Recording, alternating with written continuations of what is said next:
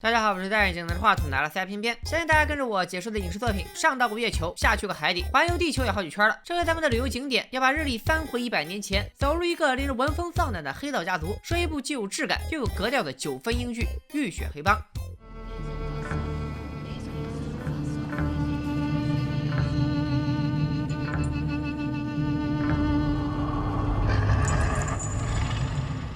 这里是1919年的英格兰伯明翰，第一次世界大战刚刚结束，英国正处于时局动荡、社会混乱的非常时期。来了东方的神秘力量，也在这里有一席之地。这个骑在马上的男人就是我们的男主角小白，来自称霸伯明翰的谢尔比家族。由于家里的男人们习惯把剃刀缝进帽耳里作为武器，所以隶属该家族的黑帮分子也被称作剃刀党。小白就是剃刀党的幕后领袖。整个浴血黑帮其实就是这位黑帮老大的浴血奋斗史。剃刀党主要业务除了烧杀抢掠，还有一家小型地下赌马公司。小白刚刚在众目睽睽之下给马施法，就是扩张公司的第一步。他要让赌客们相信这匹有魔法加持的马一定会赢，可这么做有操纵比赛的嫌疑，风险太大了。小白的大哥第一个反对，可他手无实权，反对无效。而小白这么做到底有没有效果，还要等比赛开始再说。从经典黑手党电影《教父》起，我们就知道欧洲的黑帮都以家族为单位，各位大佬们也都很重视家族成员，所以这次大哥决定召开家族会议，要小白给个说法。会议之前，小白来到常去的酒吧消遣，这酒吧是剃刀党的据点之一。小白也经常在酒吧的包厢和人谈事儿，正巧共产党的平民领袖炮哥也在，俩人一起长大，又一起扛过枪打过仗，现在却因为立场不同，话不投机半句多。英国共产党是一战后受布尔什维克主义影响，在欧洲大陆上新兴的社会主义党派，以工人和平民为基础，因此在保守党丘吉尔执政的情况下，共产党人士几乎是他的眼中钉、肉中刺。但同时，共产党更不屑和黑帮扯上关系。这回炮哥主动搭讪，也是因为他打探到消息，他们俩一个黑帮老大，一个共产党平民领袖，然而却同时出现在了丘吉尔发往伦敦的密报上。这俩人是摊上了什么大案子，以至于惊动了首相呢？还没等炮哥细说，小白的另一个朋友光头强忽然闯进酒吧发飙。小白见状，马上和炮哥冲上去按住了他。Danny! Danny, you're home. We're all home in England. You're not in France.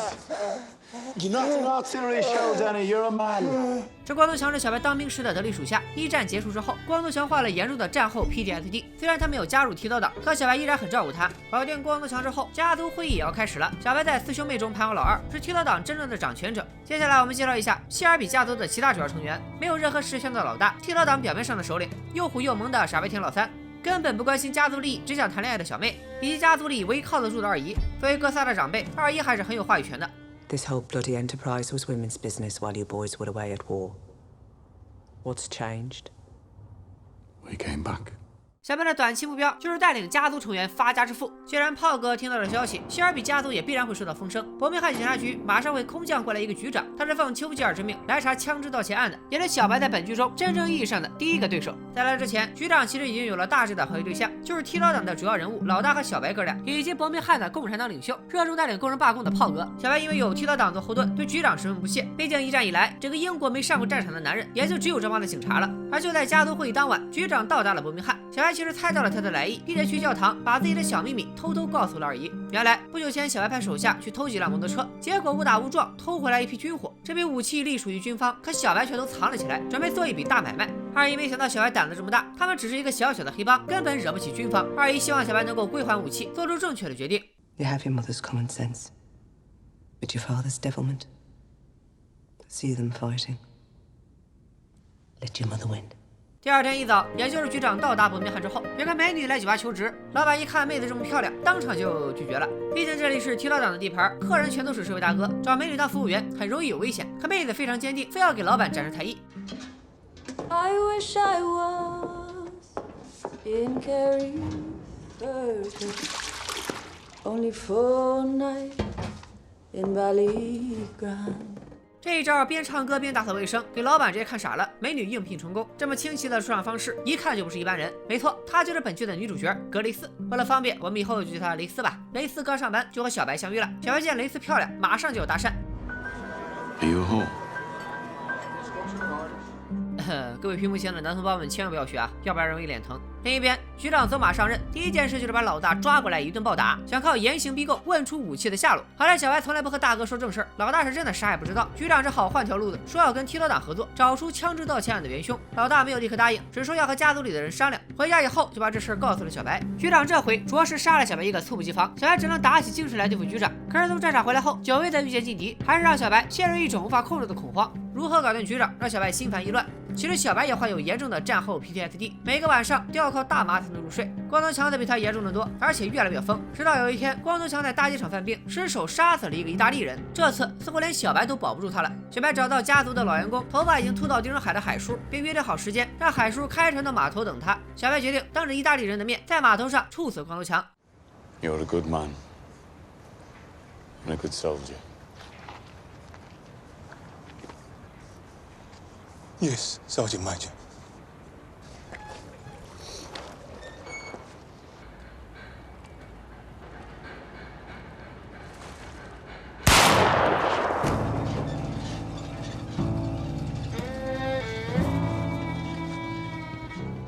当精神恍惚的他回到赌马公司，老大气愤地告诉小白，那匹施过法的马真的赢了，因为好多人买中了那匹马，这次公司赔大发了。可小白的计划就是这样：第一次小范围的人赌这匹马，他赢了；第二次更多的人赌这匹马，他还会赢；但第三次，当全伯明翰的赌徒都赌这匹马的时候，小白就会让他输，到时候他们一定赚得盆满钵满，也会吸引更多人的目光。到时候小白真正的目标也会登场，一边是赌博，一边是武器，小白是一样也没放过。原来光头强并没有死，小白事先打中的不过是准备好的羊脑。从鬼门关走过一回，光头强也成为了剃刀党的一员，他跟着海叔踏上去伦敦的路，随时准备完成小白下达的任务。局长也是双管齐下，他可不指望真的和黑帮合作。还记得雷斯这批局长晚一天到伯明翰吗？其实雷斯就是局长安排在酒吧的卧底。两人到达伯明翰之后，第一次接头，局长就给雷斯留下枪支的序列号，让他一旦有发现随时联系。可是局长心系小白，小白却心系宝马，他的重心还是更侧重于赌马公司，毕竟这是他明面上的产业，运作起来也更加得心应手。这天他带着老大开着车要去山里找吉普赛人买马，交易方式非常简单。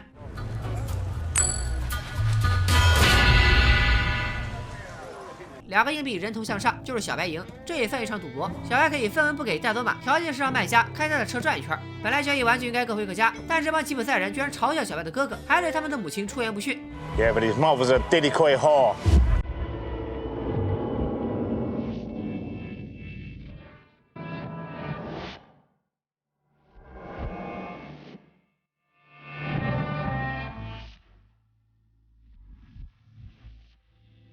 好好的买卖就这样变成了结仇。另一边，局长带人抄了共产党的老巢，炮哥和小妹还在为爱鼓掌，因为小白一直看不上炮哥，所以这对有情人只能搞地下恋情。俩人听到警察来了，马上提裤子跑路，而警察随后就在炮哥家发现了小妹买药的收据。这下好了，局长认定剃刀党和共产党暗中勾结，马上带人搜查二姨的教堂。不仅如此，所有剃刀党的地盘，警察都没放过，全查了一遍。二姨只能替局长带话，让小白找时间和局长见一面，赶紧把武器交出去。但小白却另有打算。被欺负到家门口还不还手，那还好意思叫黑帮吗？小白让手下挨家挨户搜罗国王的画像，全烧了搞共和晚会，并叫来了记者写报道。We went through hell, our king. Walked through the flames of war, write all this down. And now we're being attacked in our own homes. 咱们都知道，英国是君主立宪制，名义上的国家统治者还是国王，所以很快丘吉尔就警告局长，让你找枪，你反倒给国王制造丑闻，再找不着枪你也别干了。小白成功反将一军，但他的生活向来是一波未平一波又起。首先是吉普赛人的死亡威胁，之后小妹又怀孕了，小白转身马不停蹄的去找小妹，问出孩子他爹就是炮哥。小妹对炮哥是真爱，小白可不是，他恨不得马上砍了这个搞大妹妹肚子的男人。娱乐同时，新一轮比赛很快开始，大部分人都如小白所愿，押失过法的那匹马赢，然而那匹马却输了。这一晚，小白就会赢了全城的钱。可因为妹妹被炮哥搞大了肚子，家里好好的大白菜被野猪拱了，他真是高兴也高兴的不彻底。二姨拿出一封小妹的亲笔信，想让小白转交给炮哥，至少给人家一个负责的机会。可小白不愿意，因为每个是穷酸的革命家，他烧了信，还让二姨劝小妹把孩子打掉。二姨是家族里的女强人，男人们都去打仗的时候，就是她一个人撑起剃刀党。二姨这么强势，是因为她16岁的时候也有过一个孩子，她亲手打掉了他或者他，而那个孩子他爹真的没有回来。小妹听完二姨的故事，内心也动摇了。很快，小白和局长见面，局长得意的拿出小妹赖在炮哥家的收据，想认定小白和共产党有关系。小白却根本不在乎，因为他早就要和局长做个交易。他先开出一堆条件，比如你不能搜我的地盘，干涉我的行动，别管我赌博，巴拉巴拉。局长说你要求挺多，我也记不住啊。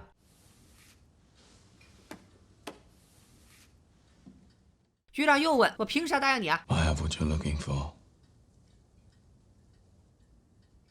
I have the guns.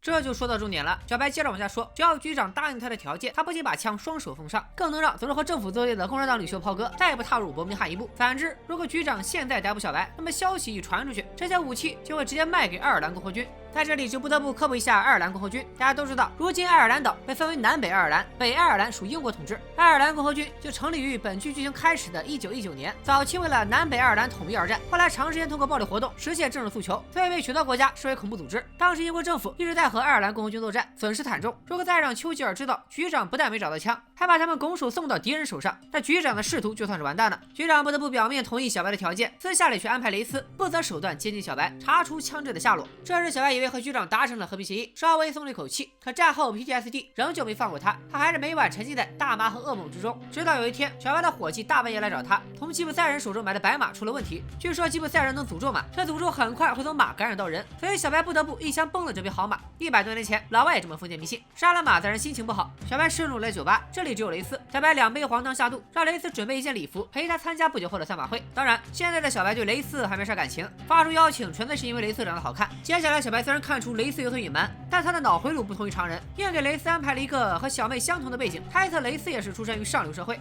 因为怀孕堕胎不得不流浪到伯明翰。雷斯一看整挺好，不用我自己编瞎话了，于是欣然决定给小白高歌一曲，让小白对他更加倾心。听完这首歌，小白好像被感化了，他偷偷给炮哥送了消息，本意是让炮哥带小妹远走高飞，可炮哥却偷跑回伯明翰向小妹求婚，还非要留在这里，这就超出小白的容忍范围了。可小白还没来得及找炮哥的麻烦，就被别人找上门了。这次和赌马公司相关，一匹马连赢2次，第3次却倒数第一，惹到了赌马界的老大，咱们叫他马老大吧。马老大就是小白一开始的目标，也是小白上升之路的重要台阶。他的赌马公司能不能做大做强，全靠这位大哥了。如果是小白的公司是伯明翰的一颗棋子，那马老大的势力就是英国这一方棋盘，而马老大手中还有赌马比赛的合法举办权，势力比剃刀党大多了。可小白搞这一出大戏，就是为了吸引马老大的注意。小白早有准备，他告诉马老大自己惹到了吉普赛人，吉普赛人同时也和马老大作对。正所谓敌人的敌人就是朋友，为啥他们2个不能合作呢？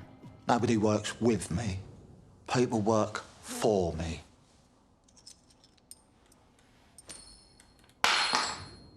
Pick it up, Pikey.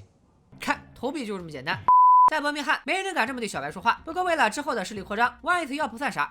不久之后，小白在酒吧接了2个爱尔兰共和军的代表，他们听说枪支被盗和剃刀党有关，就想花大价钱找小白买枪。小白一直装傻，雷斯一直偷听。有爱尔兰人要买枪的消息，雷斯很快就通知了局长，而他自己跟踪其中1个爱尔兰人，想找到共和军的据点。可惜他跟踪的太不专业，被发现之后不仅失手杀了对方，捅了个大篓子，而且什么收获也没有。这2个爱尔兰共和军对小白来说并不重要，他的心里现在只有家族和事业，可最不让他省心的就是家里人。另一边，2姨告了小白，小妹和炮哥结婚了。2人打算继续留在伯明翰生活，但小白之前和局长达成的协议中，明确说了会让炮哥滚蛋。2姨只能再次替小白出手，他拿了一笔钱，让炮哥带着小妹去美国。可炮哥脾气也不是一般的倔强，他瞧不起小白，也瞧不起小白的钱，该集会还集会，该闹罢工还是闹罢工。局长就派人通知小白，如果他不交出炮哥，小白就会被当作共犯抓进去4年。小白是真的在乎家人，炮哥也是真的爱小妹，2人不得不拔枪相向，但小白最终还是放了炮哥一马。这一晚，小白再次梦到法国的战场。那时他、光头强和炮哥还并肩作战，危急之中，炮哥替他挡了一枪。这一次惊醒之后，光头强从伦敦偷偷回来找他了。光头强告诉小白，伦敦最高指挥部认为是剃刀党开枪杀的爱尔兰共和军。小白这回是真的冤，只能让光头强带口气，找时间约对方谈判，说明这件事真的不是剃刀党干的。他不想在赛马会之前闹出更多麻烦。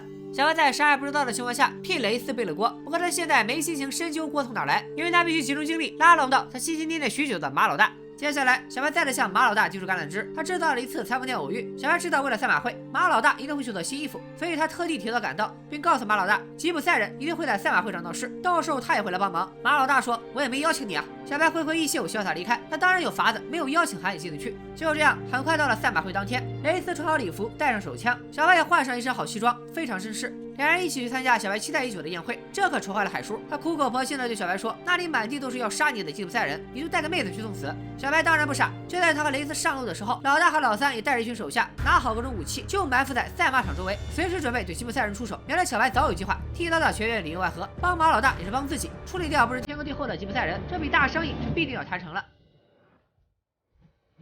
Let's go.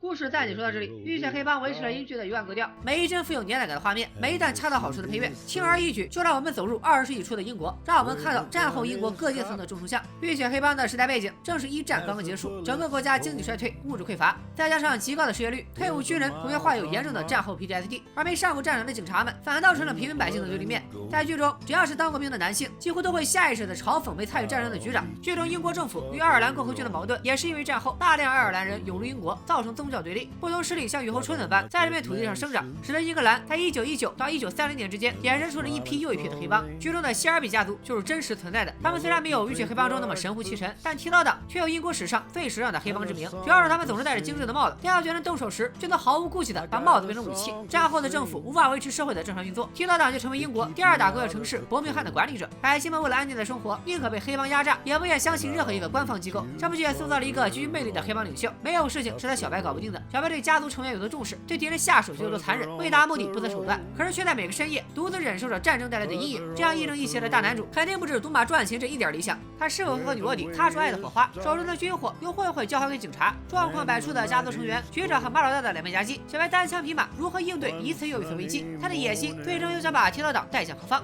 感兴趣的小伙伴可以追一下这部剧，绝对入股不亏。